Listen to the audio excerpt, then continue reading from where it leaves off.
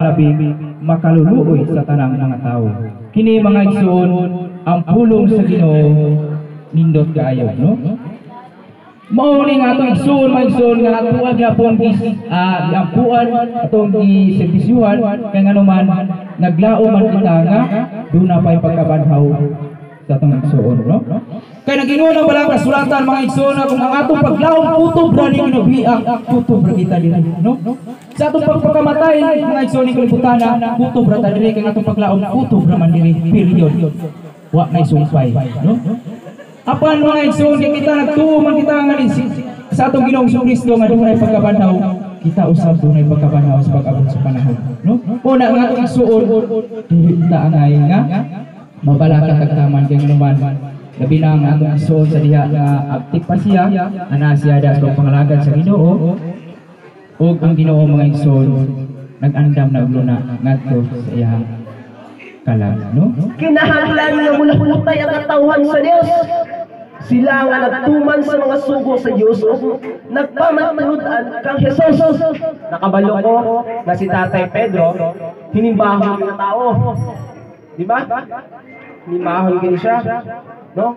Unya nadungguan mo sa katingog gikan sa langit nga Ginoo. Isulat kini, sukad karon bulahan ang mamatay tungod sa pag-alagad sa Ginoo. Bulahan ang mamatay sa pag-alaga nato sa Ginoong Dios na si Hesus Kristo. Pilipos 1:21. Kay alang kanako ang kinabuhi mao si Kristo, ug ang kamatayon mao ang kadaugan. Mao ni mga kaigsunan nga ang kamatayon di ay sa tawo nga anaa niya sa ang atong Ginoong Kristo na di ay niya ang kadaugan. Ang sitwasyon karon apan sa dakong kaayo sa Dios sumala pa dira sa unang sa Filipos kapitulo 1 bersikulo 21 ang pagkinabuhi nato nining kalibutana mao si Kristo apan ang kamatayon nato maoy kadaugan. Mao ni ang gi-encounter karon sa tuig suhon kami panaw nining kinabuhian mao ni ang kadaugan. Mao nang kami nagaduyog kaninyong tanan para ipakita ang among dakong gugma diin kamay karon maghatag og mga mensahe alang kaninyo para mapasabot kaninyo kung unsay buot pasabot sa balang kasulatan diin maginto ang ebanghelyo. Di ba? Sumala pa sa balang kasulatan na ako'y na-encounter ingunane ang ako na-encounter na ako'y barkada kuyo dahil nakakita may nga na'y nagservisyo bitaw sa patay na'y nagservisyo anak akong barkada tanawa wariyo murag buang kay patay na walingan nung iwalihan pa man, di ba? Maunay kasagaran madungog nato nga mga istorya gikan sa mga taong dili hinimbahon dili tigbasalan og Biblia nganong nakaingon man tana kaya ang balaang kasulatan nagaingon sumala pa sa ebanghelyo nga ang mga patay makabati sa tingog sa anak sa Dios. Munay question dira kinsa man ang anak sa Dios, di ba? Munay pinakaunang question nato kay basin sayo data, di ba? Kinsa ang anak sa Dios? Ang una-una sa uban si Kristo. Pero kung atong basahon, palihog ko pagbasa, Juan kapitulo 1 bersikulo 12. Juan kapitulo 1 bersikulo 12. Nagingon nga ang tanan nga motuo ug mudawat sa atong Ginoong Kristo gihatagan niya og katungod nga mahimong anak sa Dios. Sumining kita diayni nga ning dawat ni Kristo, kita'y giisip sa Dios nga mga anak sa Dios sa diyang dawaton nato si Kristo sa atong kinabuhi. Ang atong tingog maoy madungog sa atong igsuon karon, di ba? Dili ang tingog sa kuan sa ubang mga tao kundi kadto lamang nga ning dawat ni Kristo. Karon kay magingon man nga tinuod man gyud ang istorya nga kining ingunane nga patay na dili na makadungog kapag patay na gyud ni. pero sultihan ko kamo nga naay part ani atong igsuon nga makadungog gihapon sa tingog sa anak sa Dios. Unsa man nga part? Ang tawo adunay 3 dimension. Ang pinakaunang dimension kining lawas nga madunog. Diin mao ni ang makahamtang og kamatayon, makaabot og kamatayon mao ni ang lawas nga madunog. Ang ikaduha mao ang kalag. Diin mo ay gitawag og espirituhanon. Gitawag siya og espirituhanon kay naa siya kinaiya nga sama sa espiritu kay dili siya makita pero dili siya espiritu. Ang ikatulo mao ang espiritu. Mao nay tulo ka dimension sa isang katawo nga nagpalibot sa atong kaugalingong lawas. Una ang lawas nga madunot, ikaduha ang atong kalag, ikatulo mao ang espiritu. Kining una nato nga dimension sa atong lawas sumala pa sa Ecclesiastes Kapitulo 3 versikulo 20. Nag-ingon ang balaang kasulatan nga ilig dayong kamatay sa tawo kay gikan man kita sa abo mubalik kita ngadto sa abo. Mao ni siya kining lawas niya karon gikan kini sa abo mubalik kini ngadto sa abo. Samtang ang ikatulo na kung dimension nga mao ang espiritu sumala pa sa Ecclesiastes Kapitulo 12 versikulo 7. Nag-ingon ang balaang kasulatan inig dayon kamatay sa tawo ang espiritu mubalik ngadto sa ato ang Ginoong Dios. Mubalik na siya sa ato pa na ay mabilin nga usa mauna ang atong kalag ug maunay namati karon. Dili na kining lawas na atong gikuanan karon kun dili mauna ang iyang kalag. Mao ang espirituhanon. Kay sumala pagod sa ginawali ganiya nga ang tao dili mabuhi sa panlamang kundi sa matag pulong usab mauni ang pagkaon sa espirituhanon natong bahin mao ang pulong sa Dios. Mao na pagkaon nga ginakaon niya karon kining mga mensahe nga among gipamulong. Gusto namong ipasabot kaninyong tanan nga kinahanglan ang atong mga pag-ampo kung aduna man ganitay mga kahiubos, kasilo or kakulangon nato madungog pa ni sa atong igsuon. Diba? Kung gusto nato ipagawas ang ato ang gibati na apay chance kay makadungog pa sila.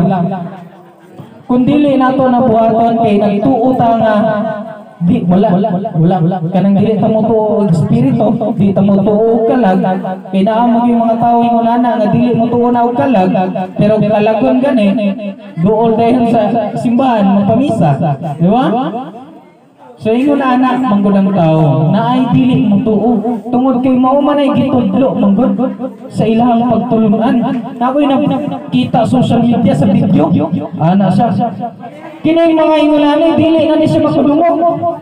Ang giingon dira sa Juan Kapitulo 5 versikulo 25 nga ang mga patay kamo ana siya kamo daw nganon nakamuman kaya adunay mga tao ni ining kinabuhi na adunay mga tao na ining kanabuhi nga buhi pa apan patay ng daan.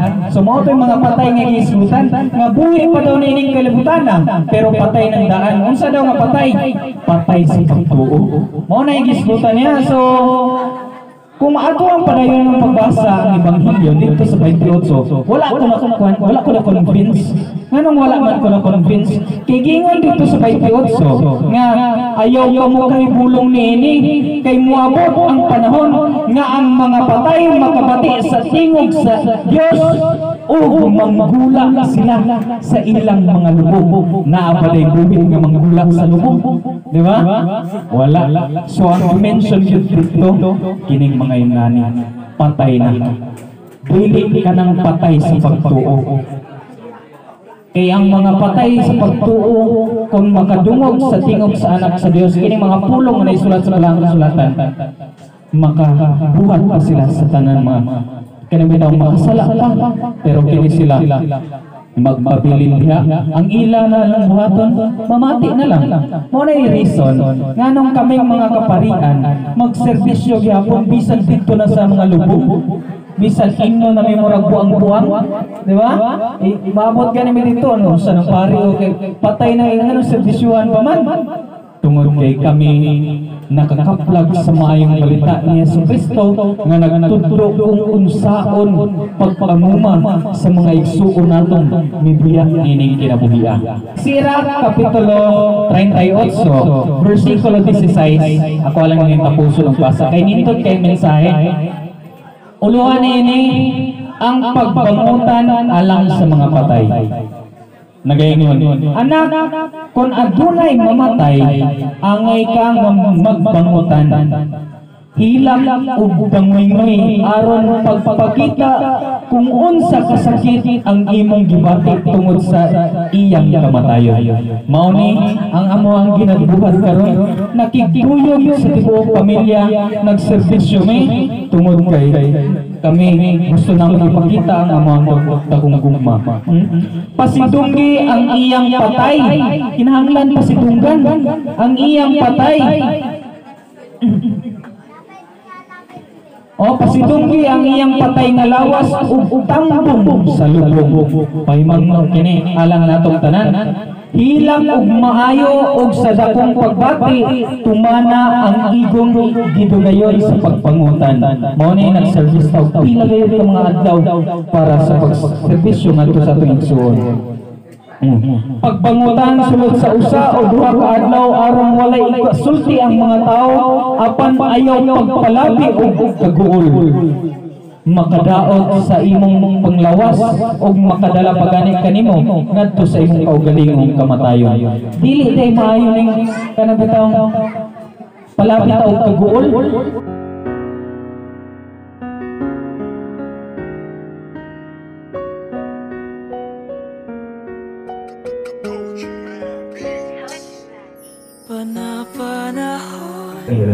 Pagmata o pag-awit ka mo nga nagapuyo sa abo ay naman ang imong hampat, ang pagbasol at tagugikan sa akong mga mata. ang kamatuoran sa balaang kasulatan nagingon, ang imong mga patay mga buhi, ang akong mga minatay mga banhaw, pagmata o pag-awit kamo nga nagapuyo sa abo, kay ang imong yamong o kabalilihan o sayuta nagasalibay sa mga patay. Ang kamaturan sa balaang kasulatan nagingon, sisak siya, sumala sa imong balaang mga puno nga nagaingon, amahan buot ko nga katso siya, nga gitugyan mo kanako, mahinguman kanako, o kung asa ko, o siya makapita sa akong himaya, kay mong gihatag kanako, kay ikaw nahigugma kanako sa wala pa matugod ang kalibutan. Kini among lauman, imong buhaton sa alang sa among Ginoong Diyos Jesucristo. Amen.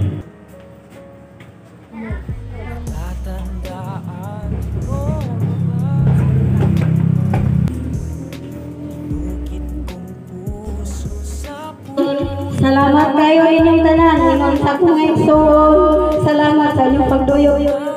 Kanato sa itong ginikanan na ni Panaw na sa tanan lang yun. Akong giyangyaw, madilit na ito lang nilakan, kaya kitang tanan mo, di kamatayon. Ato lang pagman na, ato lang tao hilang, pero di na ito malabiyan. Kaya itong kasing-kasing, lisod na kayo, kita na kayo sa kristipan ko lang.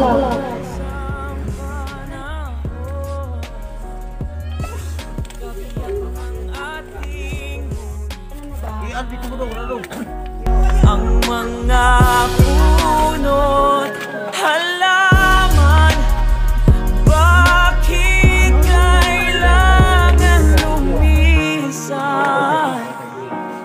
Panapanahon ang pagkakataon, may babalik pa ang kahapon. Ngayon ikaw ay nabalik, katulad uri ng iyong pananabik, na makita ang dating kanlunan, tahanan nating tula.